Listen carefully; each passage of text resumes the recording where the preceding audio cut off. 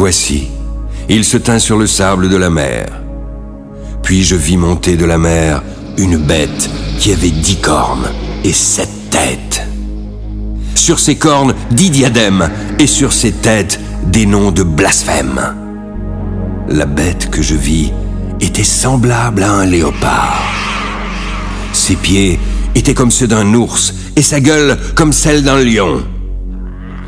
Le dragon lui donna sa puissance, son trône et une grande autorité.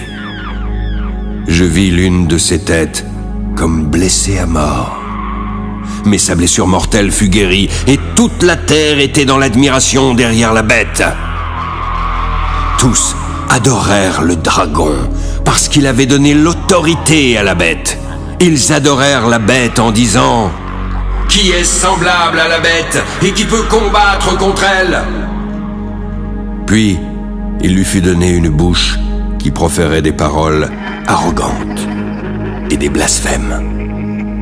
Il lui fut donné le pouvoir d'agir pendant 42 mois. Elle ouvrit sa bouche pour proférer des blasphèmes contre Dieu, pour blasphémer son nom, son tabernacle et ceux qui habitent dans le ciel. Il lui fut donné de faire la guerre aux saints et de les vaincre. Il lui fut donné autorité sur toute tribu, tout peuple, toute langue et toute nation, et tous ceux dont le nom n'a pas été écrit dès la fondation du monde dans le livre de vie de l'agneau qui a été immolé l'adoreront. Si quelqu'un a des oreilles, qu'il entende. Si quelqu'un mène en captivité, il ira en captivité. Si quelqu'un tue par l'épée, il faut qu'il soit tué par l'épée. C'est ici la persévérance et la foi des saints. Puis je vis monter de la terre une autre bête, qui avait 2 cornes, semblable à celle d'un agneau et qui parlait comme un dragon. Elle exerçait toute l'autorité de la première bête en sa présence. Elle faisait que la terre et ses habitants adoraient la première bête, dont la blessure mortelle avait été guérie.